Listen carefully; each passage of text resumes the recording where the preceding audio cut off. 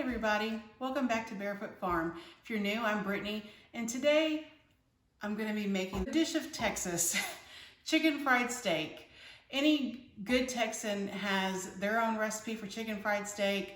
They have their favorite restaurant to go get their chicken fried steak, and tonight that's what we're going to be having for dinner. So if you'd like to learn how to make chicken fried steak, come along and join me as we make dinner tonight.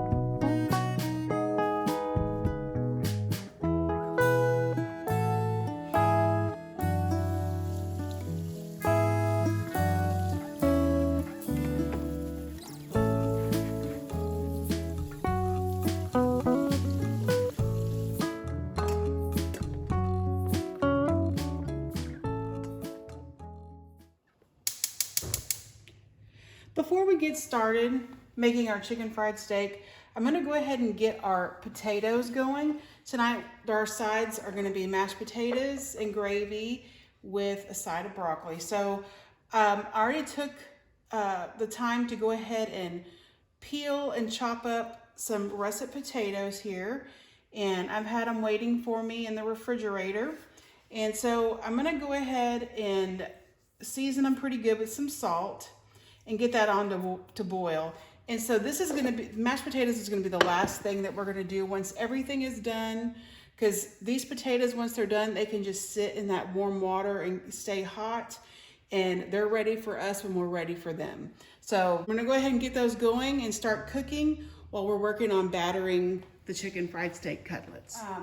To make the chicken fried steak, you're gonna look for, in your meat section, these are gonna be called beef cutlets or cube steaks. These are cutlets that are sent through a tenderizer. It's typically a tougher cut of meat, and that's why it's a little bit cheaper, and they tenderize it so that it's more tender whenever you go ahead and fry it up for chicken fried steak. So I always feel like you're gonna do what you're gonna do, but for me personally and my family, we season our steak before we put any kind of batter on it. So I like to season with a little seasoned salt, just a light coat of seasoned salt, and then lemon pepper. So we go ahead and get that on both sides. Because I feel like the seasoning shouldn't just be in the batter, it should also be on the meat. All right, and then we'll flip these over and do the same thing on the other side.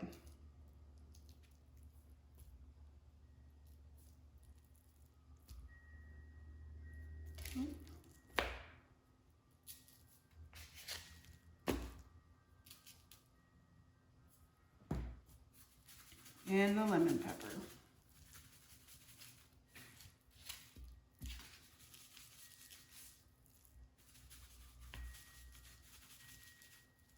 And this is a salt-free lemon pepper.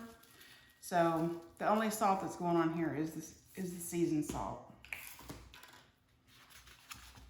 All right, we'll set those aside. And then, so we're set up a station here. So we have our flour, and I'm gonna use the same seasonings as I did on the steak, just so that the flavors carry through the crust so it's not totally bland. So get that good and seasoned up. Just stir the seasoning into the flour.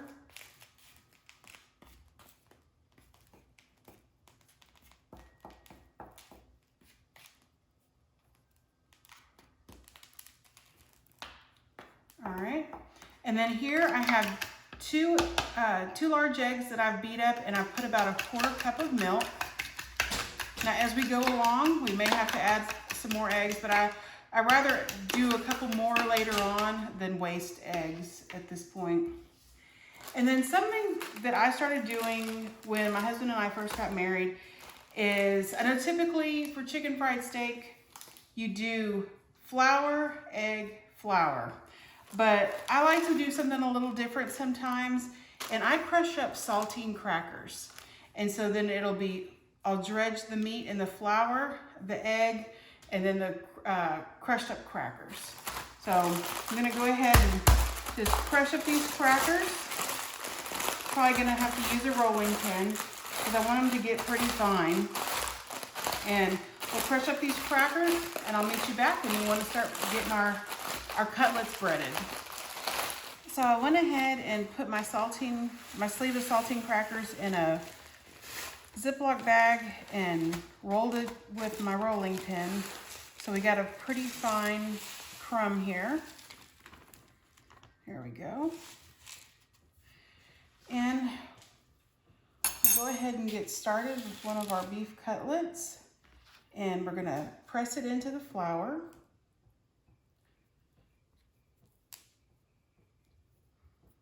And then shake off as much of the excess as you can. And then try to do the one dry hand, one wet hand method. I always start off good and then I forget. So, and then we're gonna, go into the egg mix and try to get as much of that off as possible.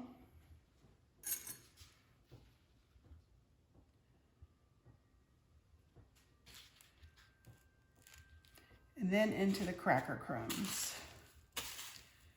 And we'll really try to press that in there. And I like using paper plates for this just so it makes for easier cleanup because I'm already making a mess in the kitchen frying with oil.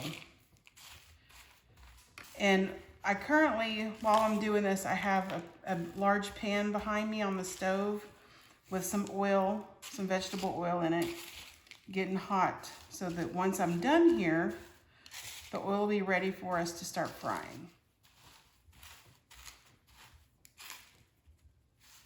There we go. Got our first steak ready. And I'll just keep repeating this until we're all done.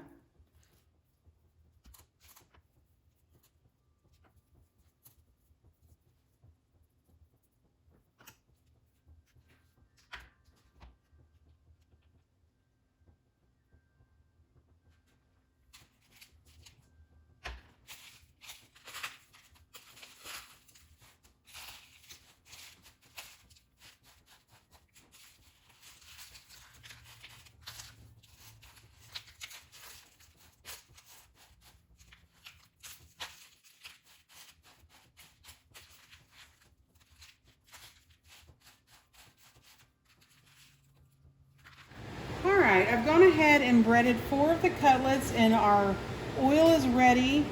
It's about 350 degrees. So I'm going to go ahead and start placing these in here. And I'm probably only going to do about 2 at a time just to make sure it's not overcrowded. And I already have a cookie sheet with a cooling rack in it to put them into once they're done so that they'll drain off the grease and also stay warm. These aren't going to take very long because these cutlets are pretty thin. I'm going to go ahead and flip this one.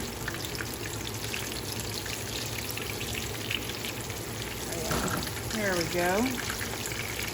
And let that cook.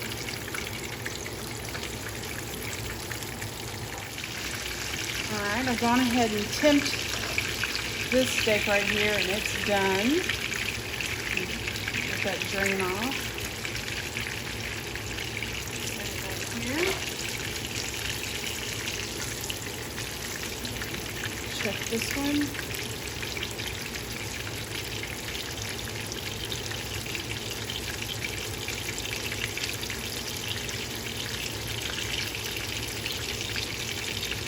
And that's done. I'm going to take this one off.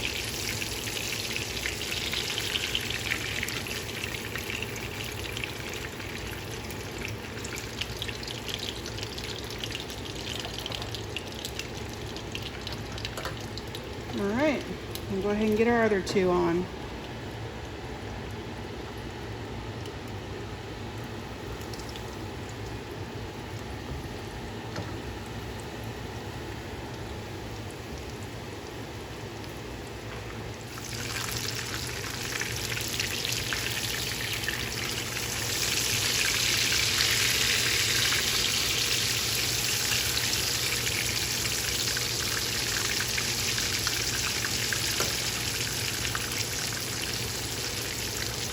Then I had two more cutlets that I ran out of crackers, so I just went ahead and double breaded them like the normal way. Flour, egg, and then flour. And go ahead and get those fried up. And then we'll start working on the mashed potatoes. So my potatoes are good and done. The fork easily goes through. So I'm gonna go ahead and drain my potatoes.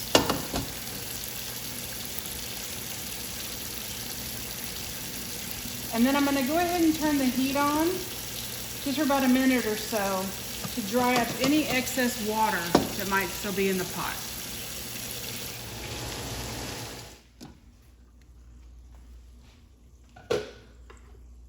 All right, we're gonna go ahead and add probably about 3 to 4 tablespoons of butter here. Because let's be real, this is mashed potatoes, you gotta have butter, okay? So we got butter.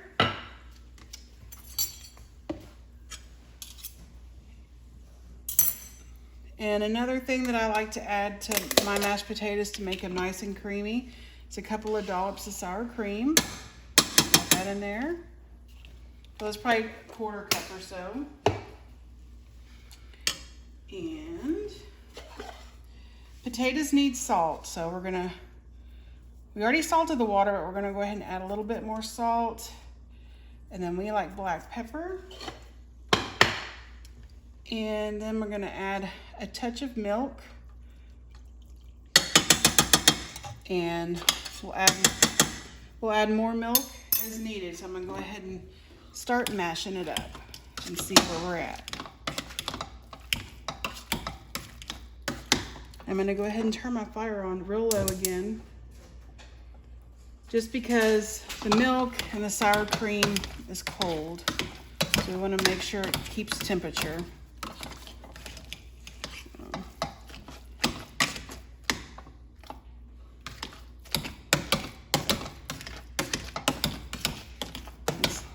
It's looking pretty good, but I'm gonna add a little more of milk.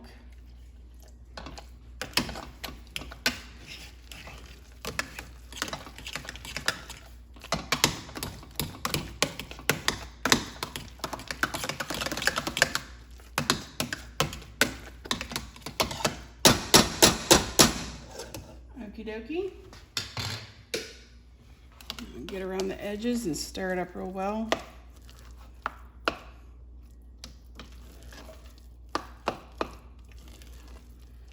All right. Mashed potatoes are done. So we'll go ahead and put the lid back on, turn the fire off, and then the next thing is gravy. So I went ahead and poured out the oil that was in this pan, and I reserved about 3 tablespoons. And I also reserved the seasoned dredge flour that I used to batter the chicken fried steaks. And so I'm gonna put about 3 tablespoons or so of this reserve flour in here, and we're gonna make a roux.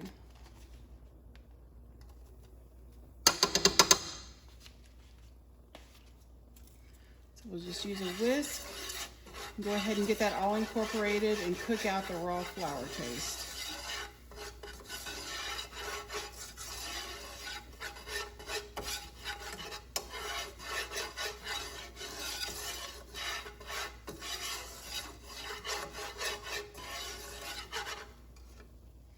So it's been a minute or so, and I'm going to go ahead and add a cup of water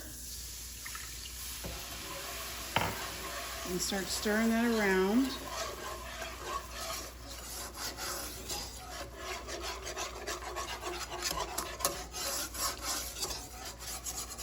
Get that water mixed in really well with the flour so it starts to get smooth. And then I'm going to add a cup or so of milk.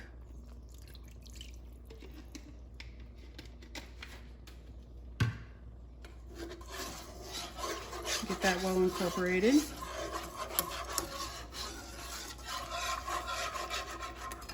And while that's doing its thing, since I added the water, I'm going to go ahead and I added a cup of water, so I'm going to go ahead and add about a teaspoon of Better Than Bouillon. The chicken Better Than Bouillon, and this is going to give it a really good flavor.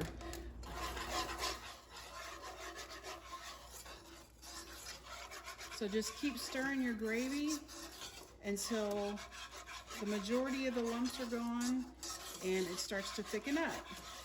Now you can choose to have a thicker gravy or a thinner gravy, it's your preference. So we're going to let this go and come to a simmer, and that's when it's going to start thickening more. And then I'll adjust either adding more water or milk at that point. But I know while we're at it, I'm going to go ahead and add some black pepper.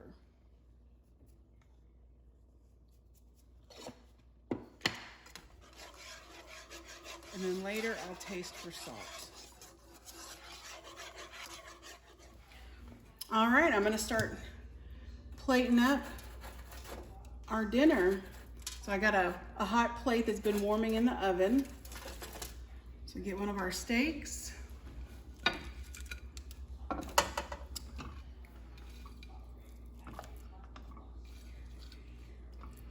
Get some mashed potatoes here.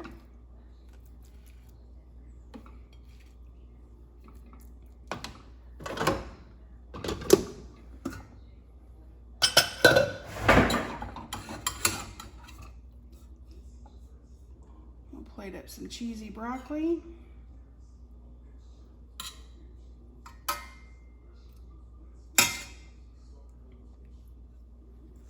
All right. Now we got our gravy. Put some of that on our potatoes.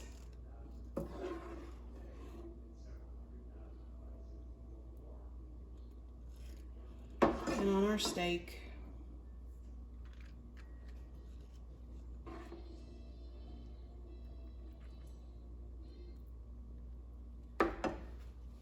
And there you have it, y'all. Texas chicken fried steak with cracker batter and a homemade gravy, homemade mashed potatoes, and some cheesy steamed broccoli. I hope you'll like and subscribe to my channel so you can come back for more delicious meals like this. Y'all have a good one. Bye.